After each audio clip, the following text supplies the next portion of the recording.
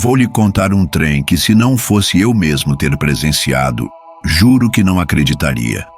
Lá para a banda de Diamantina, no meio dessas serras que escondem segredos de tudo quanto é tipo, tem um casarão antigo que chamam de Hospital São Jerônimo.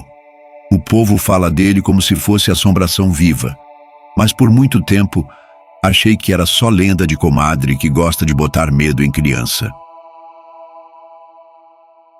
Pois bem, descobri que a conversa é muito mais embaixo.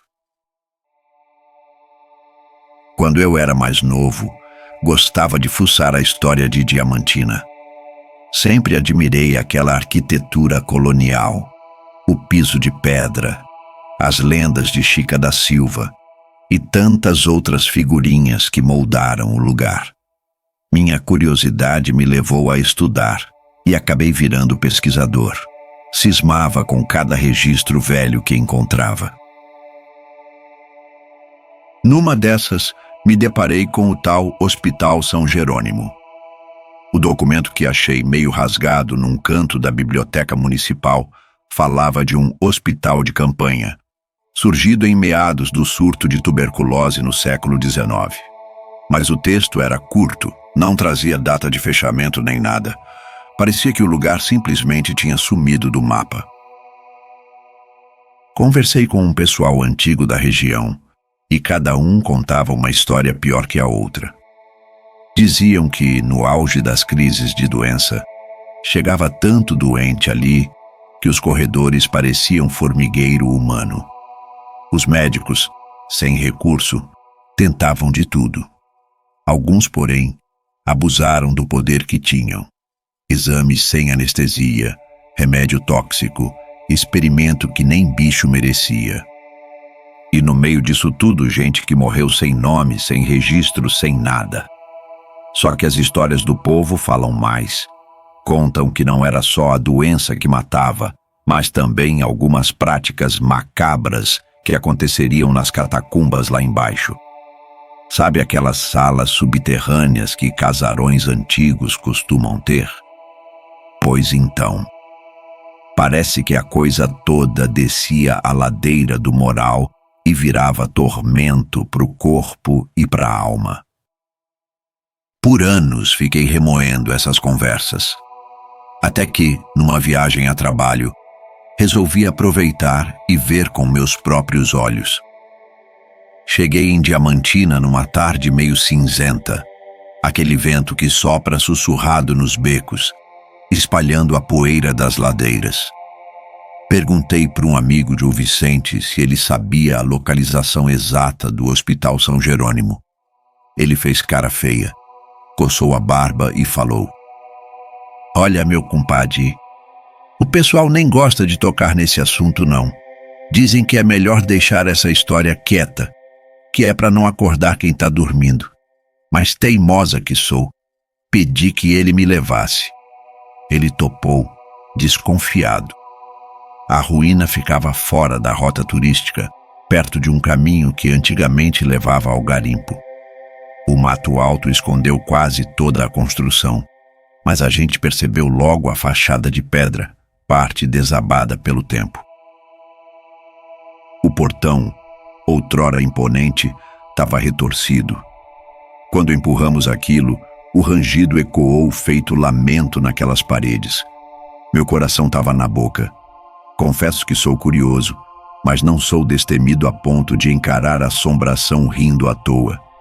Lá dentro, o ar era pesado, com cheiro de mofo e algo mais metálico, como se fosse ferro velho. O saguão principal conservava uma beleza triste, azulejos estourados, um balcão de madeira carunchada. De cara vimos algumas marcas escuras no chão, do tipo que não se sabe se é mancha de umidade ou resquício de sangue antigo. Meu amigo Vicente me olhou e assobiou baixinho, quase como um protesto. "Rapaz, que lugarzinho mais encardido. Vamos sair fora daqui." Mas eu não desanimei. Precisava olhar tudo, precisava entender. Caminhamos por um corredor estreito, iluminando com a lanterna do celular. De repente, meu telefone começou a ficar maluco. A bateria, que estava em 80%, despencou para 30% em questão de segundos. A tela piscava e eu gelei na hora. Nesse exato instante, escutamos uma porta bater lá no fim do corredor. Forte, sabe? Como se alguém tivesse acabado de entrar ou sair de um cômodo. Para piorar, tinha um eco, um zumbido. A gente se entreolhou e sussurrei. Deve ser o vento, ou algo assim. Só que o ar ali parecia estagnado, sem brisa nenhuma. Botei a lanterna na cara e segui. Atravessamos esse corredor até chegar numa espécie de sala, com um balcão e algumas macas. O teto tinha buracos, e a luz que entrava formava feixes empoeirados. Entre os escombros, achei um pedaço de avental médico, tão encardido que era difícil dizer se era de tecido ou couro grosso. Pisei em alguma coisa de metal que fez um barulho seco. Era um instrumento cirúrgico.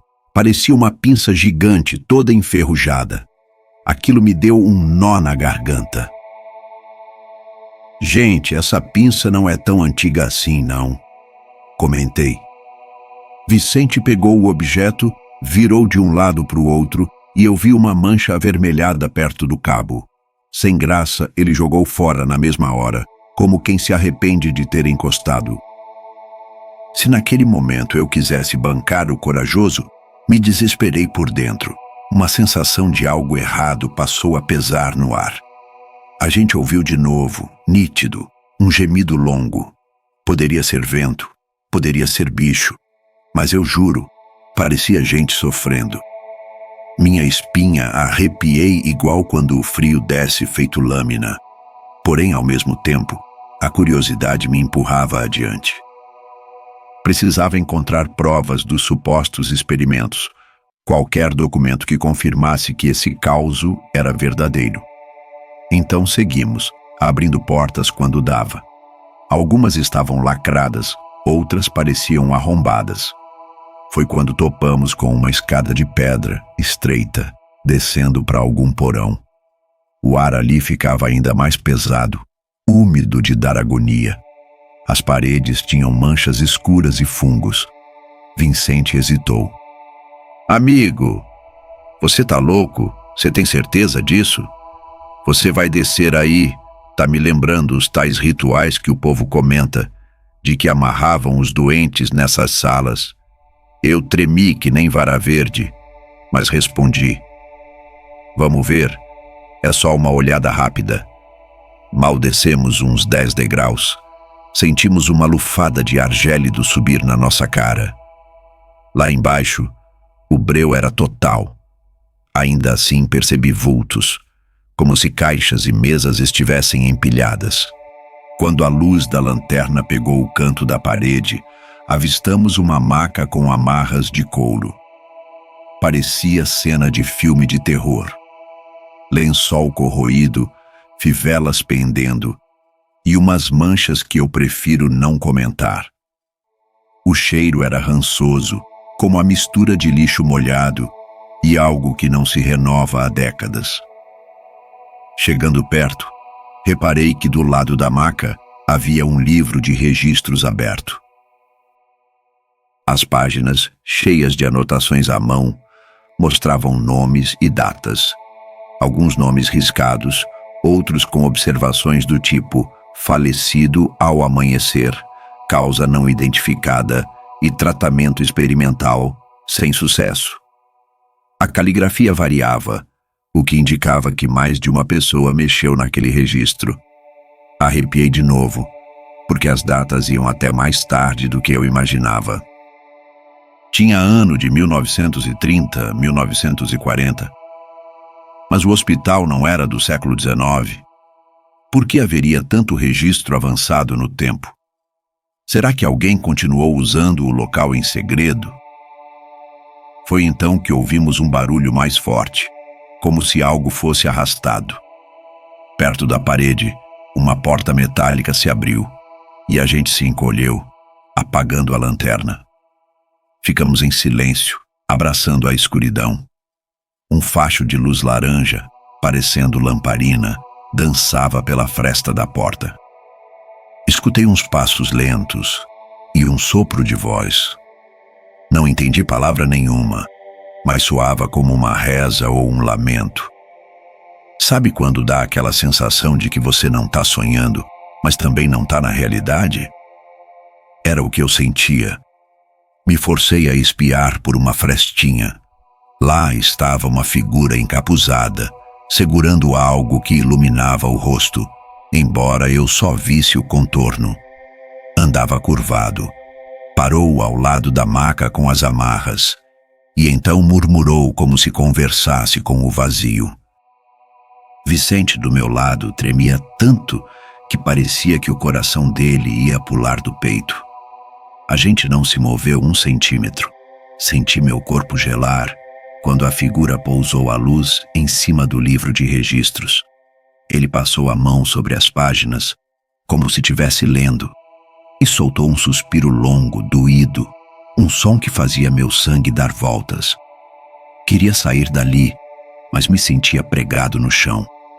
Nessa hora, meu celular piscou de novo, soltando um aviso baixo de bateria fraca. Foi o suficiente para chamar a atenção daquela figura que se virou rápido. Apavorado, me abaixei, tentando abafar o brilho da tela. O ser largou a lamparina em cima da maca e veio na nossa direção. "Quem tá aí?" A voz ecoou com um timbre rouco, cheio de ira. O pânico tomou conta. Vicente me cutucou apontando para a escada. Fiz sinal positivo. Num movimento quase desesperado, disparo o corredor acima, ignorando barulhos, tropeçando em destroços, e ele atrás de mim. Ouvíamos passos correndo atrás, batidas, talvez portas. Ouvíamos, sei lá, vozes. "Voltem aqui. Vocês não deviam ter descido aí." Era uma voz que reverberava pelos corredores, deixando tudo mais assustador ainda. Finalmente corremos para o saguão de entrada. A luz do dia já estava fraca.